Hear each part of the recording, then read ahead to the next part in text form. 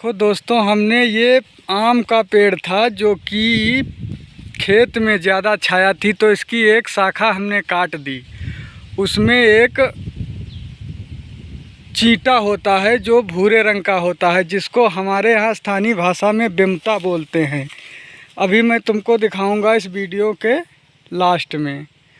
तो इस वीडियो का बनाने का मकसद ये है कि इसमें देखते हैं पशु पक्षी भी कितना सचेत हैं अपने पीढ़ी के प्रति।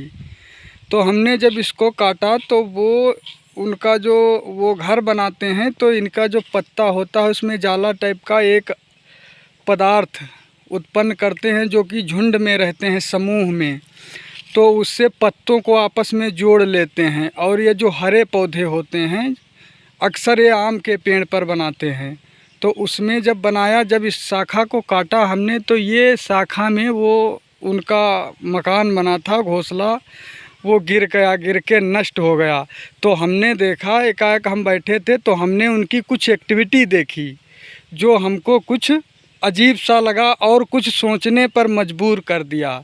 वो मैं वीडियो में, आप बने रहो, मैं बताऊंगा क्या ऐसी बात हुई जो सोचने को हम मजबूर हुए। सोचना चाहिए, कहते हैं ना, प्रकृति से जुड़े, हमेशा जुड़े रहें। प्रकृति जो है आपको हर सवालों का जवाब देती है। तो आप फिर हमने इसको अलग अलग करके और हल्का करके, अभी ठंड का मौसम भी आ रहा है तो ये जलाने का काम में आ जाएगा। इसका जो ये पत्ते हैं, जो ये लकड़ियां हैं, तो इनमें भी, पेड़ में भी, लकड़ी में भी ऊर्जा होती है, एनर्जी होती है। वास्तव में एनर्जी को विज्ञान ने परिभाषित किया है कि एनर्जी ना तो उत्पन्न की जा सकती है, ना ही इसे नष्ट किया जा सकता है, बल्कि एक रूप से दूसरे रूप में इसे परिवर्तित किया जा सकता है। यानी ये जो पेड़ पौधे, जो इनके पत्तियां होती हैं, पत्तियां हरी होती हैं क्लोरोफिल के कारण, तो उसमें ये क्लोरोफिल के कारण और ये सूर्य के प्रकाश की उपस्थिति में भोजन बनाती हैं। पेड़ पौधे जो होते हैं वो स्वपोषी होते हैं और जितने भी जीवधारी जंतु हैं वो सब स्वपोषी, परपोषी होते हैं। यानी हम भोजन के लिए इन पेड़ पौधों पर पूर्णतया आश्रित होते हैं। तो ये पौधे जब ये पत्तियां भोजन बना के ये शाखाओं के रूप में, ये शाखाएं धीरे धीरे मोटी हो जाती हैं और इन शाखाओं में जो तना होता है, इसमें दो प्रकार के ऊतक होते हैं, एक फ्लोएम होता है, एक जाइलम होता है, जिनके द्वारा ये भोजन का स्थानांतरण पौधे के प्रत्येक शाखा में, प्रत्येक भाग में होता है। तो इस तरीके से ये शाखा हमने काट दी तो इसमें एनर्जी होती है, एनर्जी इनमें स्टोर हो गई। अब ये एनर्जी हम क्या करेंगे, जब ये लकड़ी सूख जाएगी तो इसमें एनर्जी जो होती है ये हमें ऊष्मी ऊर्जा के रूप में हम परिवर्तित कर लेंगे, इसको ऊष्मा के रूप में इसको जलाएंगे तो हमें ऊष्मा मिलेगी।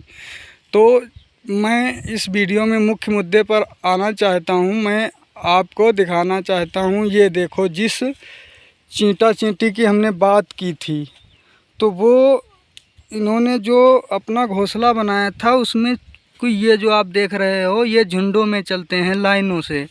और इसमें आप देखो कि ये जो सफ़ेद सफ़ेद मुंह में दबाए हुए हैं, ये इनके अंडे हैं। इसलिए रामचरितमानस भी में बताया गया है कि हित अनहित पशु पक्षी जाना और मानस तन गुण ज्ञान निधाना। यानी हित और अहित ये पशु पक्षी, कीड़े मकोड़े भी अपना जानते हैं। अब ये लाइन बना लिए हैं और एक एक अंडा सभी समूह में और एक दूसरे के पीछे क्रमबद्ध। ये नहीं होड़ लगाए हों कि हम आगे निकल जाएं, रास्ता बदल लें, ऐसा नहीं है मनुष्य की तरीके से। हमें कुछ जीव जंतुओं से भी सीखना चाहिए। तो इस तरीके से देखो, ये लाइनों से जा रहे हैं। अब ये इनका क्या काम है, अब ये भी जानते हैं कि अब ये यहाँ नष्ट हो चुका है और हमको दूसरी जगह बनाना चाहिए जो कि अभी अस्थाई है। पूरा पेड़ चूँकि कटा नहीं था, तो इस तरीके से ये सब एक एक अपना अंडा, इनको भी अपनी पीढ़ी की चिंता है। कहीं अगर हम इनको अगर यहीं छोड़ देंगे तो ये नष्ट हो जाएंगे, तो हमारी पीढ़ी शायद ख़त्म हो जाएगी। ये देखो, ये सभी जा रहे हैं धीरे धीरे करके इस तरीके से। और ये मैं अभी आपको दिखा रहा हूँ, ये सब ऊपर की तरफ अपने बच्चे लिए जा रहे हैं। ये देखो, फिर अपना उसी तरीके से और हम आप मनुष्य हैं क्या कि ज़रा से लेट हो गई या कुछ बिगड़ गया, हम असफल हो गए तो बहुत ज़्यादा परेशान हो जाते हैं। कभी कभी हम ये सब छोड़ देते हैं। देखो इस तरीके से। तो हमें भी प्रकृति वास्तव में प्रकृति का नियम है बदलना। तो ये हमेशा इसमें चेंजिंग परिवर्तन होता रहता है।